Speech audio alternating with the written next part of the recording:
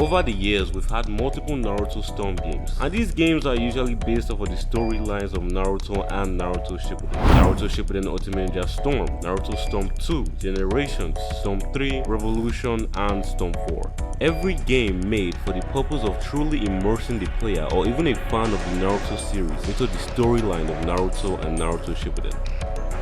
That is until now. On November 17th, 2023, the highly kinda anticipated Naruto Storm Connections was released. And even if it's still a game based off of playing as characters from the Naruto universe, in my opinion, it's definitely not the same as the rest of the recent Storm games, with the exception of Storm Revolution to an extent. I already did a video explaining what to expect in the game, especially since most people thought it would be similar to the rest of the Storm games, practically calling it Storm 5. But after playing this game for myself, this is why I saw the good parts of the game, the bad parts of the game, and also the kind of ignorant review of the players of the game. When you start the game, you get to see the starting movie, which is very nostalgic since it was inspired by the opening of the second season of Naruto Part 1. So when you finally start the game, you get to see familiar game modes, free battle, online battle, and collections, which is relatively new. But even before that, you are greeted with the new mode, history and special story mode.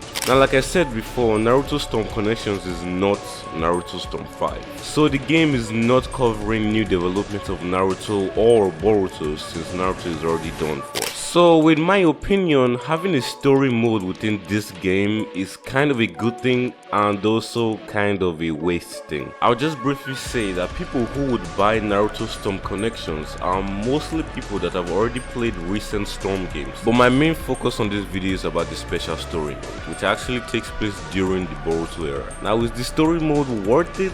Short answer, yes. Long answer, this story mode, while definitely intriguing and reminds us of the morals passed from Naruto to Boruto, I wouldn't say these morals are enough to keep in mind. At least not anymore, considering the era. And this is especially considered considering how this story played out. Now, I'm not gonna lie, I was gonna drop the entire gameplay, but for some reason, I don't know if it's my OBS recorder or because I illegally downloaded the game from a pirated website or something. I recorded the game perfectly fine except the audio. For some reason the game audio was recorded, but the voices of the characters during Ultimates and movies weren't recorded. I don't understand. I have never seen anyone with that type of problem, ever. Anyway, back to the topic of the special story mode. The story mode starts off basically previewing what's to come as you play, just like we saw in the gameplay trailer when we have to fight Naruto being controlled by a mastermind under an evil organization, which also managed to control the entire shinobi world and dragged him into a 5th world war. Crazy. As you can see, I'm clearly having fun getting destroyed by Naruto. Nah, I'm just playing, I'm too good to lose. Now this is where the story really starts. So there is this new game called Ninja Heroes, which basically allows you to play as any great shinobi in history in a virtual world. Now, Boruto wasn't trying to get this game before, but there was a special about an event where the grand prize was Naruto's necklace that he actually got from Tsunade. Himawari wanted this necklace, so Boruto, being a good brother, gets this game for the purpose of getting this necklace. Now, just keep in mind that this necklace will be a crucial item in the ending of the story. When Boruto enters the virtual world, he gets to meet the guide of the game, Nanashi. Now, Boruto, being the son of Naruto Uzumaki, pesters the guide so much that she starts to show non-guide-like characteristics, like a conscious AI. But after Nanashi shows Boruto how the game works, Boruto thanks her, which she deemed as weird because she's just a guide and she's doing her job. Nothing seems weird, but after Boruto gets off the game, he gets dizzy. But he brushes it off as just his eyes being tired. And that's when we cut to Naruto, Shikamaru and Katsuki discussing the issue of a rogue scientist.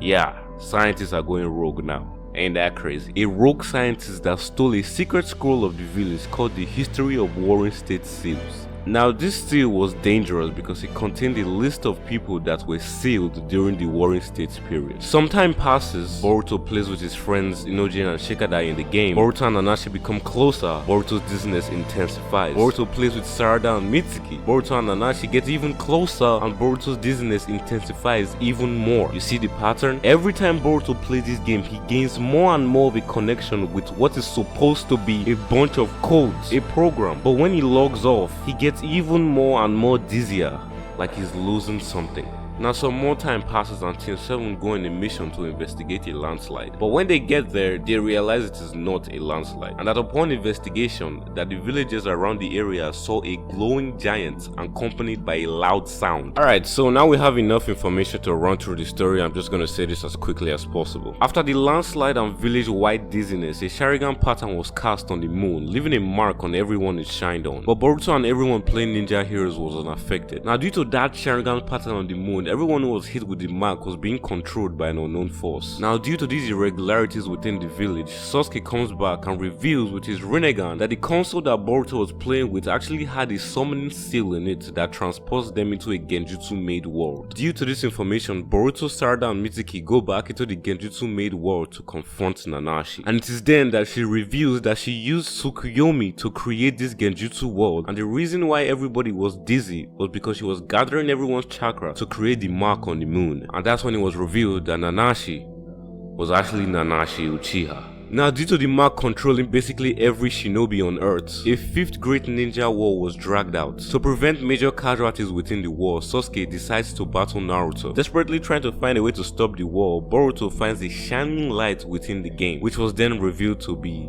Toneri. I know. What the fuck is this nigga doing here? Toneri helps Boruto to stop the war by collecting Naruto's memories, because Naruto's connection to every shinobi is the key to break the control of the Genjutsu. As Boruto collects Naruto's memories, Nanashi memories were also made available to him. It revealed that Nanashi was a shinobi from the Warring States era, abused by the Uchiha clan due to her abilities to control whoever she marked, called the Yachihoku. It also revealed that her name was actually Hikari Uchiha. After Boruto and Toneri restored Naruto's memories, which stopped the war, Katsuki, Sarada, Mitsuki, Shigadai and Inogen find the criminal organization Zero's hideout, where Boruto finds Murs, the mastermind, Teguse, the rogue scientist, and Nanashi, the forgotten Uchiha. As Boruto battles Nanashi, he manages to talk Nojutsu her away from destroying the shinobi world she hates so much. But Murs controls her and uses her to continue fighting Boruto. But Naruto and Sasuke make it to the hideout just in time to save Boruto. And that's when it was revealed that Murs had Sharingans. But these Sharingans are artificial replicates of Nanashi's made by the rogue scientists. With these Sharingans, he was capable of gathering everyone who had been marked chakra to create a replica of a Susanoo,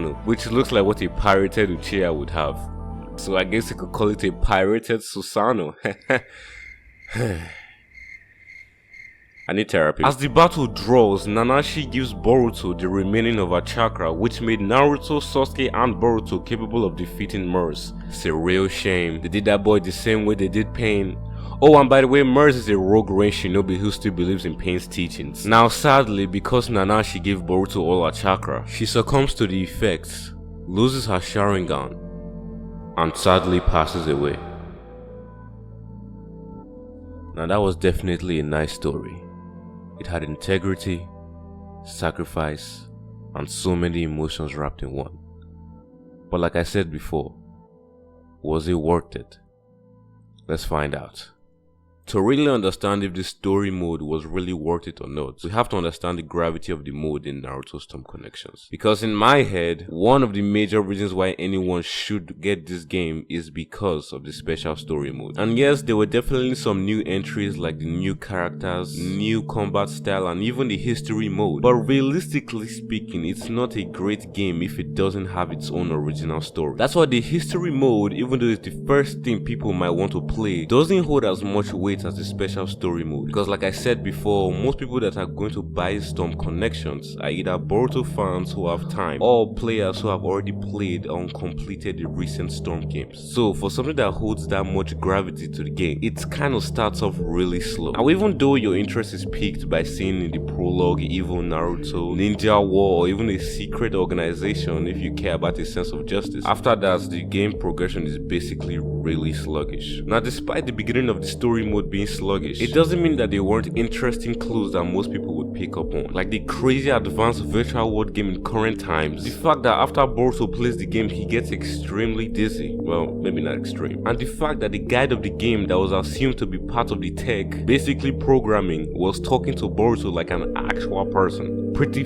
fucking weird to me, bruv. Now one of the things I didn't like was, even though there was literally a virtual world in the game, there's basically no mobility in that virtual world. Sadly, it was made for the purpose of telling the story and the story only, which is a bummer, because as a player controlling the player of such an advanced game, you would want to explore more, have more mobility to a game within the game, but I understand why they wouldn't do that. It would have made the beginning of the story even more sluggish, but you know, kind of a letdown. Now it starts getting a lot more interesting when the Infinite Tsukuyomi was casted upon the entire ninja world again and left the mark on everyone, including Naruto himself. But Boruto and everyone who was playing this game were unaffected by the light. Now at this point, the prologue is starting to connect and you can basically flesh out how the story is going to turn out. From here on out, it's practically overwhelming levels of action. You find out more about who is doing this, the virtual game being a scam and who created it is unknown. There's an Uchiha still alive. Itachi missed a few, we don't know. Now with there being an Uchiha, there were plenty to be expected, but it wasn't expected that it was Nanashi who was the Uchiha. Now you would think that it was Mers who was the Uchiha because he basically had his eyes sealed off, so that would make you think that he had a Sharingan. So I guess nice plot twist, it was Nanashi. But then plot twist to the plot twist, he does have a Sharingan, but it was a replica of Nanashi's made by the rogue scientist. Now they definitely delivered by also giving us a new side of a different style Susanoo, a new Mangekyo Sharingan ability and some Amaterasu scenes. What is to be expected of a Mangekyo wielder? The ending was a good ending, relatively, even though it was a sad one, and also a skeptical way to truly end it, which was definitely interesting, but I don't know. Now there was one part I didn't talk about, which was the true ending, and it involved Boruto time traveling. I don't know why the fuck they would put that in there. Now I'm not saying that the fact that Boruto is time traveling is a bad thing. I'm just saying that, is it a practical thing? Definitely not. It was in the anime, now it's in a game. It's starting to become heavily implied that Boruto is basically a time traveler. Now remember when I said that you should keep Tsunade's necklace in mind? That necklace became a necessary asset in the true ending of the story. Before Nanashi passes away, she gives Boruto that necklace. After that incident, Boruto was depressed about Nanashi's death, but an opportunity presented itself. After going back to the virtual Genjutsu world, Boruto was given the opportunity by Toneri to save Nanashi during the Warring States period, and that's what was required was an object connecting the past to the present, which was the Kiseki necklace, which contained a mix of Boruto's chakra and Nanashi's chakra. Using this necklace, Boruto was basically capable of going back in time to where Nanashi was, breaking out of her cell and prompting her to escape. But she helps Boruto to defeat the Uchihas and escape the camp. After saving Nanashi, Boruto encourages her to walk in new paths where she can be free and be herself,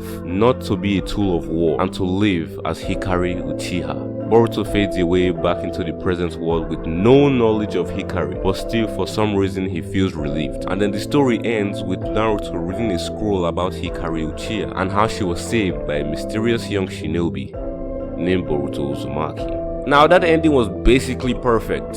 It showed sacrifice, willingness to help your best friend, even though she's from basically 1,000 years in the past. Now even though you want to say this is a Boruto thing to happen, Naruto would have definitely done the same. Birds of the same feather or some shit. Now let's talk about the characters. Every character in the story had their degree of relevancy and how well they contributed to the storyline. The side characters being Sarada, Mitsuki, Katatsuki, Shikadai, and Inojin. The main side characters are Naruto, Sasuke, Teguse, and Toneri, while the main characters are obviously Boruto, Nanashi, and Mers. And then we had the extras, which was Himawari, Hinata, and Shikamaru. You know, the irrelevants. Starting with the side characters, Sarada, Mitsuki, and so on. According to their actions, most of what they did is to help Boruto make sense of information they've collected and occasionally help in battle. One of the more important roles is to help find Zero's hideout. Well, as side characters of a Naruto-based game, they did their part pretty well. 8 out of 10. Now to the main side characters. This one is definitely more intriguing because Naruto as a main side character was evil at some point in the game and is also an important participant in the final battle against the main villain Mers. Sasuke from the beginning basically knew his own part to play and Teguse was just an asshole, so he did his part perfectly well, especially being capable of developing a game and selling it to the Hidden Leaf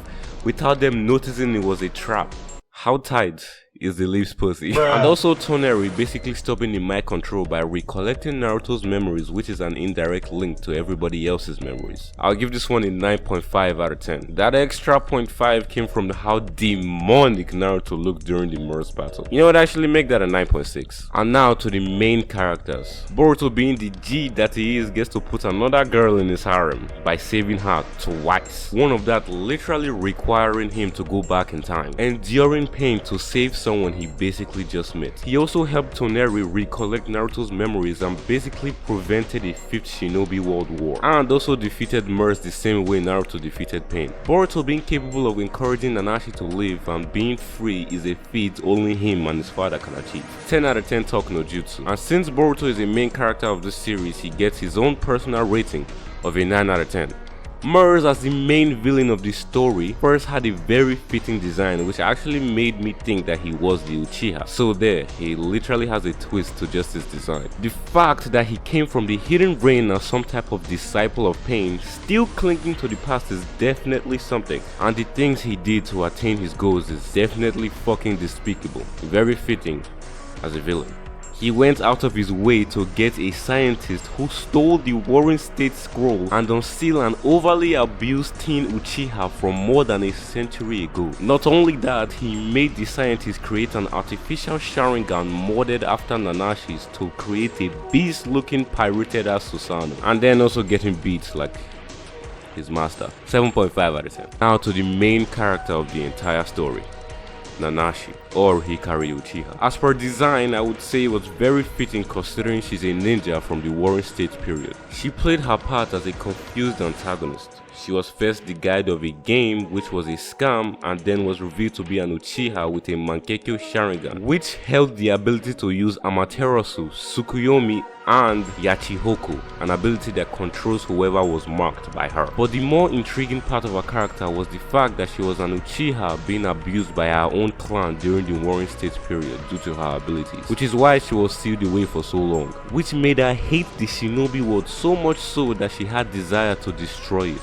And that's also the reason why she helped Merce, and that's also why I consider her a confused antagonist. While she's not inherently evil, the influence of the Warring State has caused her to have a narrow view of the Shinobi world regardless of the era. She hates the Warring State period, not the current Shinobi world, and that's what Boruto made her see, which gave her the will to sacrifice herself for the so-called Shinobi world she hated so much. 8 out of 10. Now to the real ending of the story. Now after the death of Nanashi, Toneri gives Boruto an option to save her from the past, which worked, but in the process made him and the current Shinobi world forget about her and the incident she and Zero created. She could have just died and that could have been the end of the story, but I don't know if they were trying to make it seem like it actually happened in the real Boruto series. A situation where Boruto will go back to the past and change some things which prevented certain occurrences in the present to actually occur. Just like Urashiki dying when he went to the past to kill Naruto and attain Kurama. This ending was definitely nice, and it shows how far Boruto is capable of going for his friends and how his friends will react to certain situations and help him out. Overall, I think this story is definitely worth it for most people who enjoy Naruto games or anyone who wants to purchase Storm Connections, in my opinion. The special story mode was definitely more relevant than the history mode in my opinion, so I will give it a rating of 8 out of 10 as a Boruto fan, a 7.2 as a Naruto fan, and a good 6.7 as a Storm game fan. And even though I said all this nice and evil, good, bad stuff about the special story mode, the real flaw is the fact that there wasn't any quick time events. That would have given it a special 10 out of 10 from me. Thank you for watching this video to the end. Please like, subscribe, and do whatever the fuck you want to do in the comments. I'm trying to reach 1,000 subs by the end of at least August or something. So yeah, don't be a dick. Leave a sub, nigga.